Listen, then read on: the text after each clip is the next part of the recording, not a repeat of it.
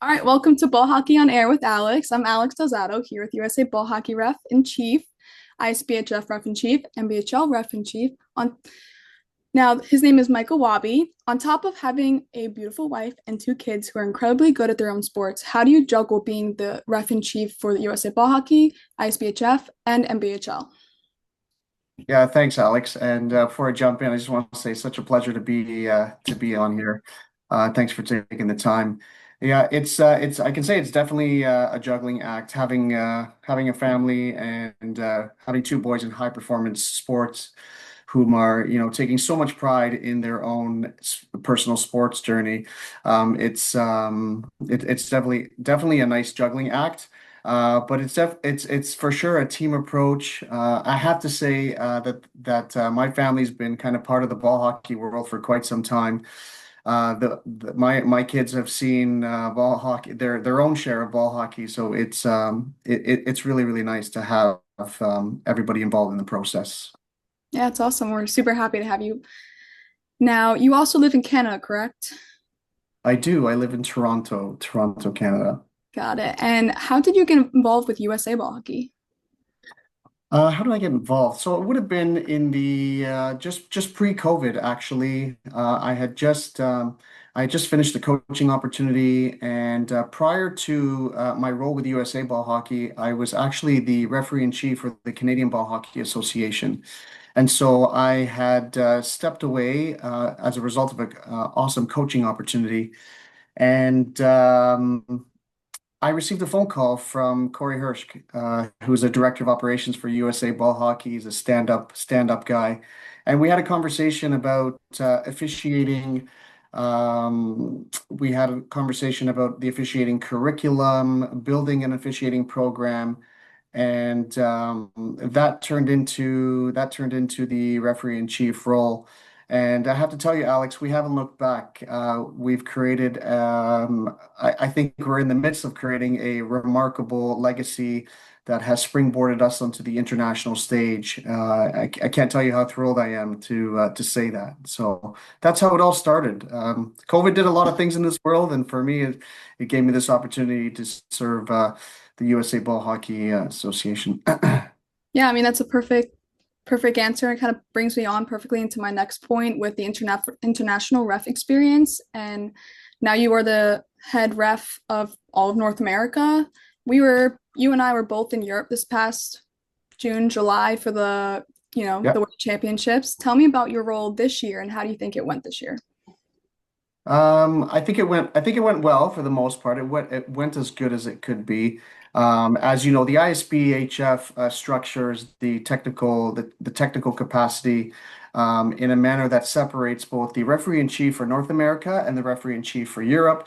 And we fall under Andy Nemchek, who's the technical director. We all report to the president and then the board of directors. The U20 event in Slovakia was an excellent event. We had a stellar crew. We had a stellar crew, and myself and Yaro Pikola were the RICs for that event. Prior to that, there was the U23 event in Czechia. But the role that I take on there is one that oversees the referee crews. We have daily, nightly meetings where we're going over rule applications, scenarios. So that's what the role entails. Long days, long nights, scenario based, speaking with coaches, speaking with general managers. It's an exciting experience. And I have a feeling I know what your next question is going to be. So let's give it a go. Yeah, I was gonna say I don't mean to get controversial here, but there's definitely like a little elephant in the room. With the U20s event, there was this semifinal game where it didn't go perfectly. What are your thoughts on preventing something like that from happening again in the following years? Yeah, so I'd like to preface by saying that officiating as a whole, officiating in sports carries an inherent element of human error. And so I think starting off by saying that and understanding that human error needs to be embraced with humility and learning. That's a key piece. So That was evident, and it was quite intense in the U20 championships, where we had a scenario in a semifinal against United States versus Czechia, where we had a penalty that was made, and despite the pressures that these referees go through, they really do. They do their best, and they try their best, and they try in a manner that has a level of integrity, and they try their best to uphold the spirit of the game. What transpired in the semifinal was, a procedural error, so to speak. The international game has some specific nuances that are different from the North American game. We have the luxury at some of these world championships to have video review. But when we commit to video review, there is a certain element of procedures that need to be followed. So there are certain things that are reviewable, there are certain things that aren't reviewable.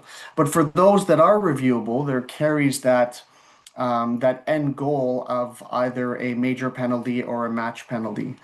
Um, at the end of the day, I think when we look at it from a 10,000-foot lens, we have to hold ourselves accountable at all levels, be it the officiating level, the athlete level, the coaching level.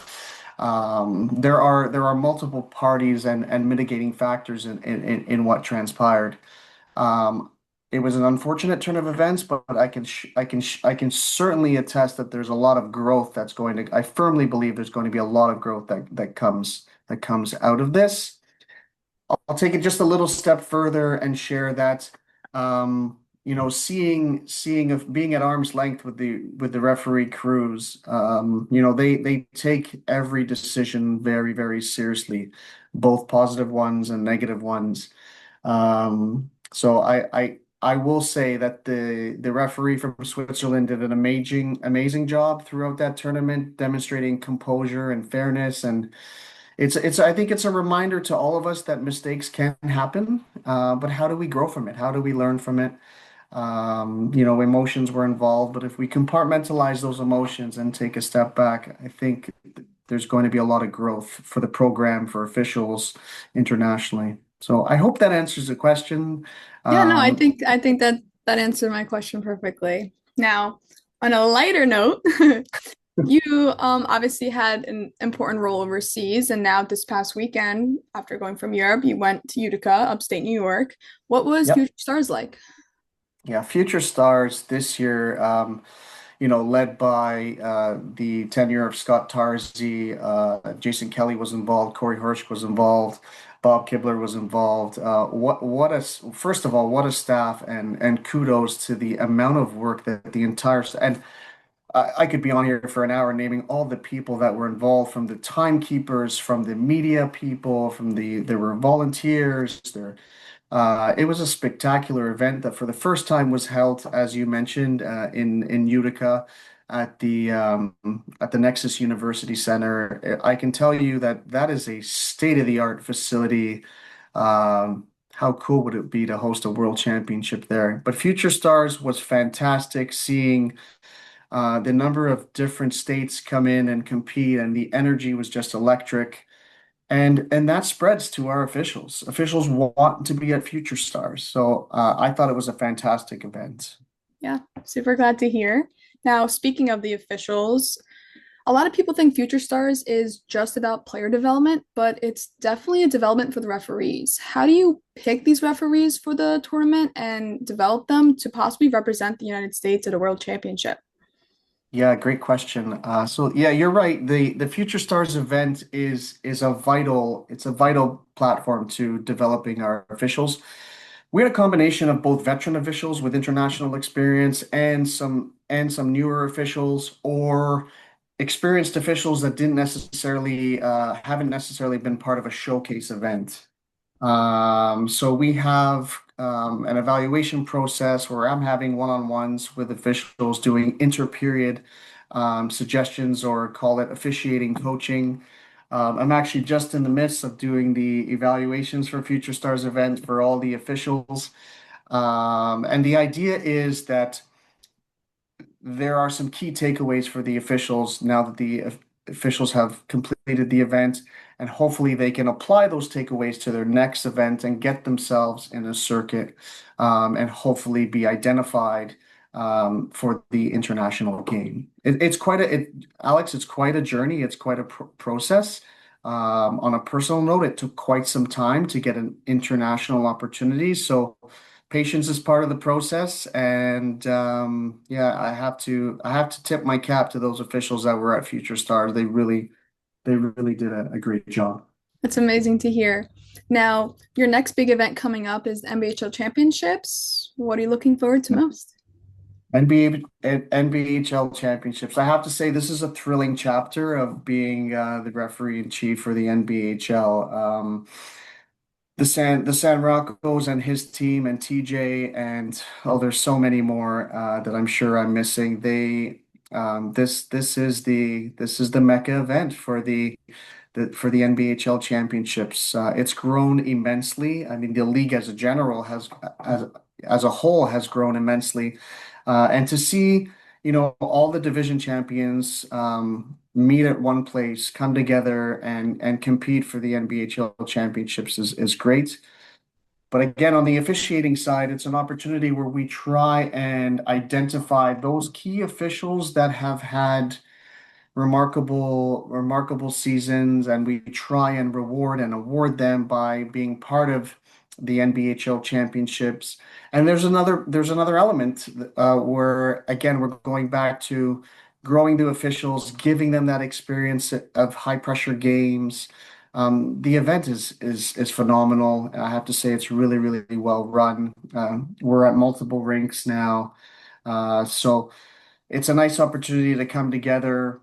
I have the luxury of seeing a number of officials over Zoom calls, over referee meetings. There are conversations that are had daily with NBHL head officials. So it's nice to see, it's nice to put faces to those names and come together and see how the NBHL championships come about. Yeah, no, we're all super excited. I can't wait. You can't wait. And now I have just one last question for you. What do Sure. you think is in store for ball hockey in the United States? What do you expect for the future of the USA officials? Basically, what do you have planned for the public to know about? Yeah, that's an awesome question. I'd say the growth of leadership, dedication, development is definitely on the horizon. We are an officiating community that's ready to aspire to the international stage. I have to tell you, we have an assistant referee in chief group. We have a technical committee group. We have a rule book committee. I'm happy to share with the public that we are in the midst of revamping our entire rule book so it aligns with a little bit of the international game and a little bit of the North American game. Having Canada-US relations, I think it's key. Despite the fact that USA ball hockey is still in its infancy stages, we are 5, 6 years old. We are growing at an exponential level. So we are ready to push this sport to new heights. We're ready to push the officiating program to new heights by having a structured certification program.